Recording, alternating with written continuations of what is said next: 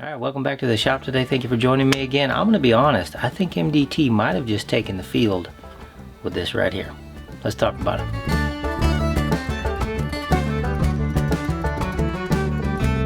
Alright, if you're not familiar with MDT, they make precision rifle stocks for largely for the PRS crowd and that kind of thing. I've used a lot of them in the past in my builds and stuff like that for customers because I was an FFL not long ago and I was doing custom builds and stuff like that. So I used a lot of the MDT stocks for like the precision long range rifles or people who want like a takedown and stuff like that. So anyway, MDT has been doing the job for a while now. They've been doing a great job at creating really high quality chassis for people for their rifles, for bolt action rifles. But the problem with it is the precision chassis game, they are overweight for average use. Like I'm talking, and this video is in context of field use, hunting, that kind of thing, general use. They're overweight and they're overpriced for what most people want to spend or use in the field in hunting scenarios and stuff like that. So there's a lot of competition in that market out there for good quality stocks. There's a lot of companies doing decent stuff, but most factory rifles, affordable factory rifles, especially hunting rifles, ship with garbage stocks. Just garbage. They're absolute trash. Every company does it, like everybody. They're cheap, plastic, flimsy, and don't have any of the modern features that kind of modern riflemen are looking for in their hunting rifles, field rifles, or even a cross-platform rifle, something you can hunt with and something you could do maybe some amateur competition with or just long-range shooting, that kind of thing. Now, the major benefit to a precision rifle stock is generally the action bedding, the block right here. A piece of aluminum, I wouldn't use steel, but a piece of aluminum generally used to support the rifle's action and create a more stable platform for the rifle to shoot off of while maintaining free floated barrel and rigidity and all that stuff, and adjustability, length of pull, comb height, angle, grip angle, triggers, and one of the big winners of today, magazines. Magazines, like detachable box magazines, are pretty much a standard in a rifle now, I would say.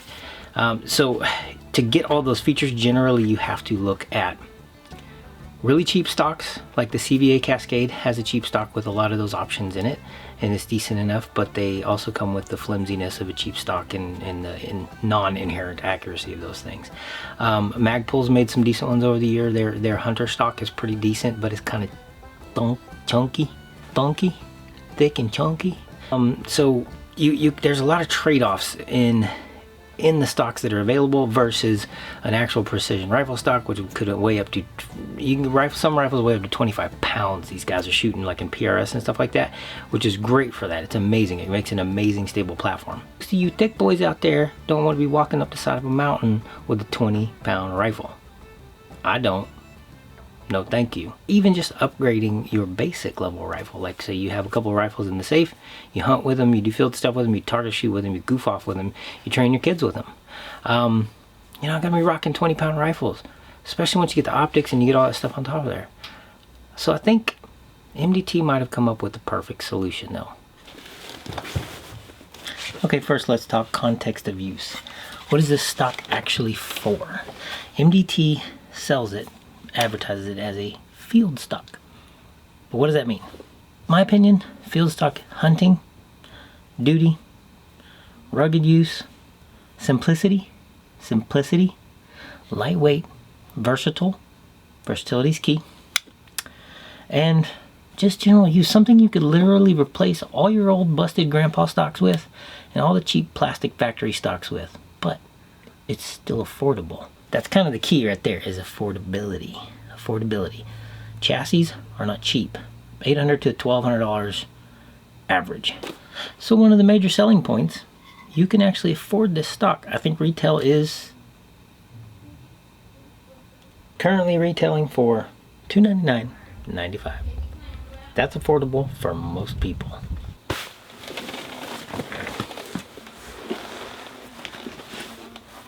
Right, so the low cost. Low cost is a great entry point. $299 is a great entry point for an aftermarket stock. It really is. Especially one that offers as much capability as this one does.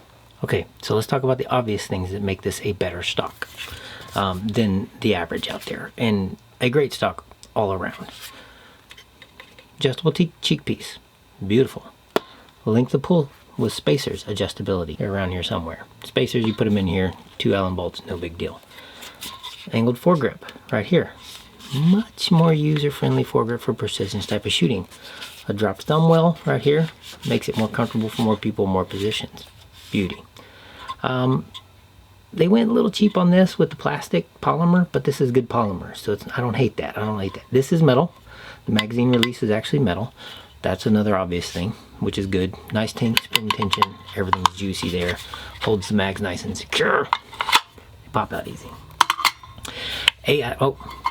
On that vein, AICS magazine compatibility. Beautiful. That's a major must. The aluminum bedding block. That's where the meat and taters is. The aluminum bedding block is what gives your rifle a clean, solid platform to shoot off of, which is important. Now, some less obvious things.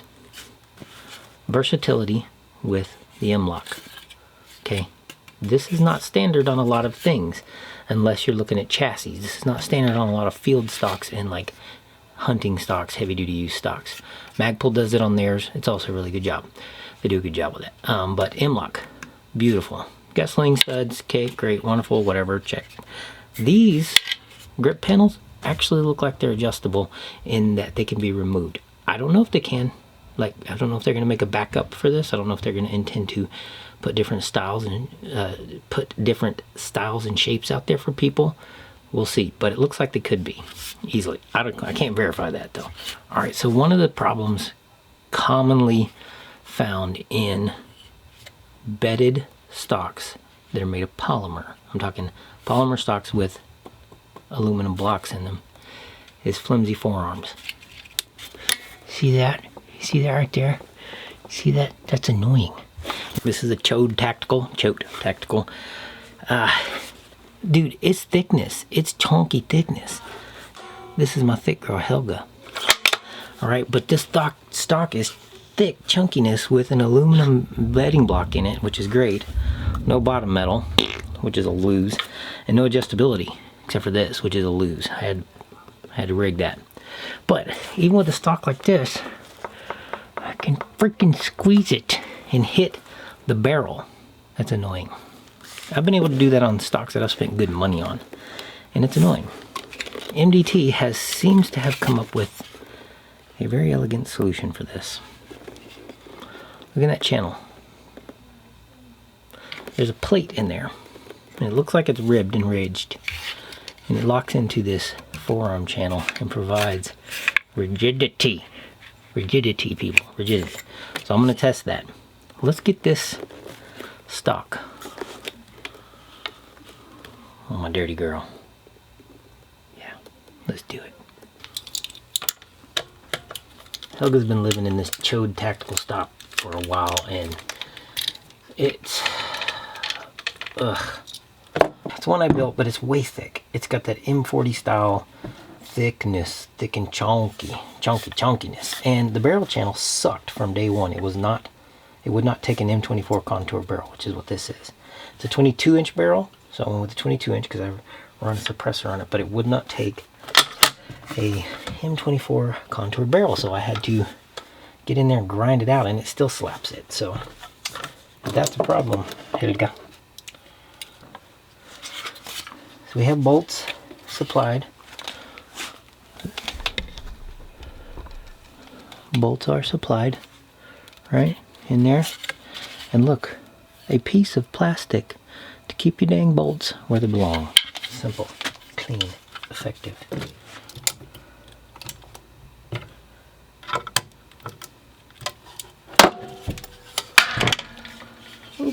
Oh, oh. Okay, no obstructions. Let's give it the old bounceroo. A little bit of torquey torque.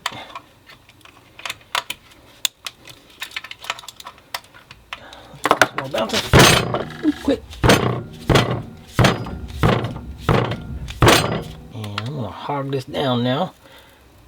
There we go. That's good. That's about that, what it should be. And that's about what it should be. Ooh.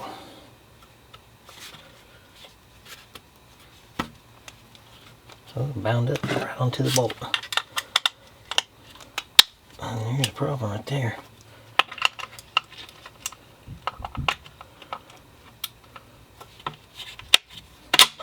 Huh.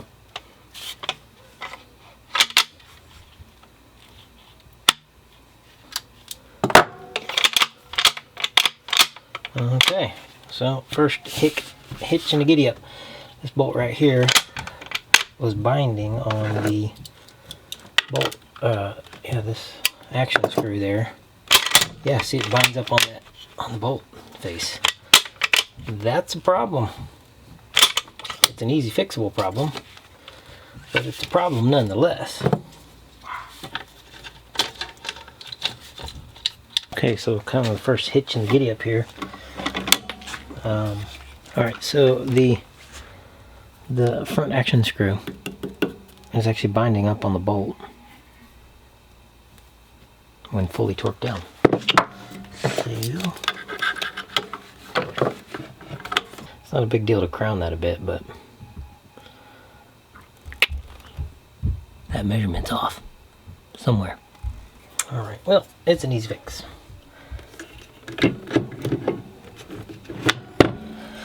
And if you don't have, man, there's a lot of clearance on that barrel though, so that's good. If you don't have a grinder, you're gonna have to do this with a file. Alright, we're at 974 thousandths, so I'm gonna take about 50 thou off of this.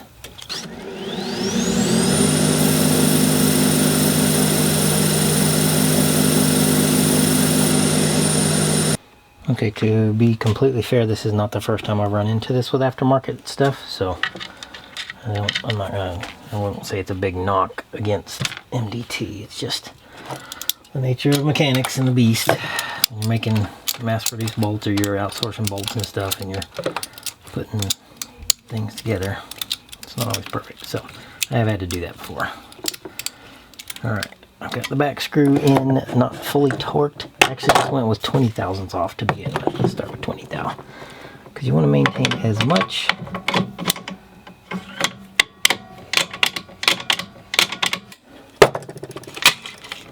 nope, it's clear. Alright. That was all needed. 20 thousandths, shaving about 20 thousandths off that bolt. It really was just the ridges from the manufacturing process of the bolt itself. There's there's this cupping that happens at the top of a bolt sometimes, like little cupping, and that was what was sticking up about 25 thousandths too high, and it was just like kissing the bottom of the bolt face, or the front of the bolt. Oh yeah, it's perfectly clean now. So that was it. One hiccup overall. See the magazines both. I went with metal and a polymer. That comes out pretty good. Because this is going to be a field like hunting situation for me. That polymer seems to stick a little more, so.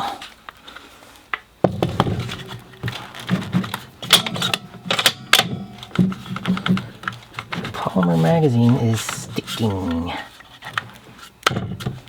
What's up with that there, home slice? Well, polymer mag don't want to come out. That's interesting. There's another hitch in the giddy up. What's up with the polymer mag? She don't want to come out. Maybe we should change the name of this to Field Stock. Can't get that the magazine out. Can't get that to disengage. What is going on here, man? Let's take this thing apart again. Alright, I'm gonna go ahead and say it. If you can't get your magazine out without loosening the action screws and taking the action out of the stock, there's a problem. I'm kind of worried about putting it back in again. I don't want to do that again. Let's go with the metal mag. See it. Metal mag, fits good. Comes out easy. Yeah, that one comes out easy.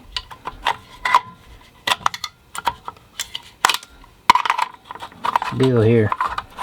It's kind of a tight chain, right? It'll loosen up. I mean, I know that. Oh, I'm a fan of metal mags. Yeah, that one falls right free. Yeah, that works out. Okay. Metal mags are the way to go with this. Doesn't have a beveled. Well, it's kind of beveled. The feed ramp here is a little beveled. I'd probably bevel that a little bit more. I might actually do that. I might actually get some files after that. Bevel it a little more so you're not catching right there when you go to feed. Feed a little easier. I don't know. We'll see. A quick ball nose joint around the end of that edge, that would solve that problem. Feeding problem, at least. With this thing, I don't know what the problem is there. Let's try it again.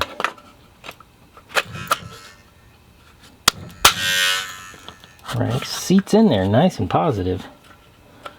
But the back end of the magazine is inhibiting it from being able to fully release. Gotta like, there we go. You gotta like pop it. Okay, you gotta like pop the whole thing forward until it does that, and then you can pull your magazine out. That's annoying, but not the end of the world. Let's see, the cheek piece, adjustable cheek piece. Big win right there. Big win. With just a knurled knob on it, it seems to be really positive. About right there is it's about my normal height, so it looks good. I'll try that out in the field. I don't know when I'll be able to get out to the range to shoot it, but there's a little bit of play here, but I can't squeeze it enough to smack the barrel. See that? There's just a little bit of play because it's polymer, that's expected. But I can't squeeze it enough to smack the barrel. They've got great clearance built into this and this is a full profile M24 barrel. It's not a full bull like 9.90 thousand, but it's an M24 profile, so it's really, really thick. Overall, let's see here. Yeah, that's nice looking. That's slick. It's definitely comfortable. It's thinner and slimmer overall than my Chode Tactical. Works really good now that I cleared that bolt. Got the clearance on the bolt right. The front action screw, sorry, the action screw. Man, it's comfortable. Anyway, let's break this down. I'll give you my final thoughts. I guess we should do the last bit. These are my most cantankerous bullets. They do not like my AR at all. Let's see how they do feeding in this bad boy, because this is going to be like my stand hunting rifle when I feel like just punishing myself with something really stupid heavy. Safety's on.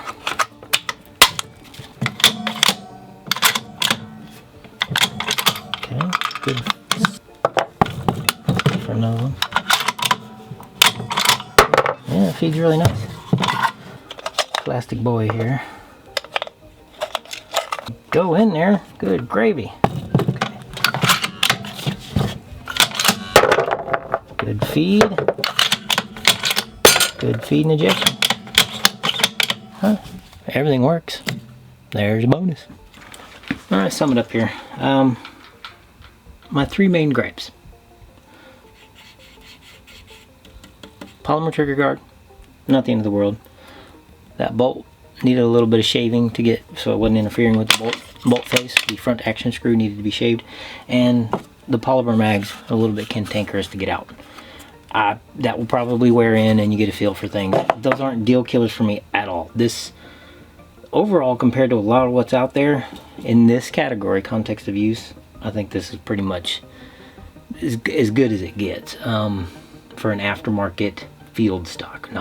It's not a precision chassis. It's not an upgrade field stock like the the MDT XRS. They're like an entry level. It's an entry level precision chassis stock type of thing. Actually, I think for most people this would suffice for what they need. If you want to get rid of your old flimsy crappy factory stocks, if you want to upgrade from a wood stock, if you want to get into something that actually has a magazine and a chassis ethos to it, because you actually have basically what's a mini chassis on the inside of this thing, and that is where most of your accuracy comes from in the rifle. Free floating, doesn't smack your barrel, plenty of clearance there, M-lock adjustable, love that. Built-in sling swivel screws, love that, major bonus. Everything else feels solid. It feels like a really good dense polymer that's very, very well machined, milled, and put together. So the fit and finish on this is great. Again, the action screw, that's a very minor thing. I've had that happen with other action screws before. That's actually pretty typical for doing aftermarket stuff. You have to make adjustments. The rear, everything else torqued down really easy. I like the captured screw in the back. That's nice. The magazine release, love having the AICS magazines. The metal mags drop free great. They feed great. I haven't tested an accuracy yet, so we're going to do that in a future video. I don't know when I'll be able to get out to the range right now. It's hunting season, so most of my time's spent in the field when I'm not shooting. I'm not going to hunt with this one this year. This is just a fun gun for me, but it's got a great buttstock on it too, so I feel like that's probably going to be a major bonus. Anyway, if you have experience with one of these, drop comments below. You know, I would suggest picking one up. They're inexpensive enough. If you got an old rifle sitting around, Model 700 or Savage, I think is the other one they offer, and you want to get rid of the old crappy stock, this would be a major upgrade. For any factory stock, this is a major upgrade. So, and it's affordable. Thank you for joining me again. Happy shooting.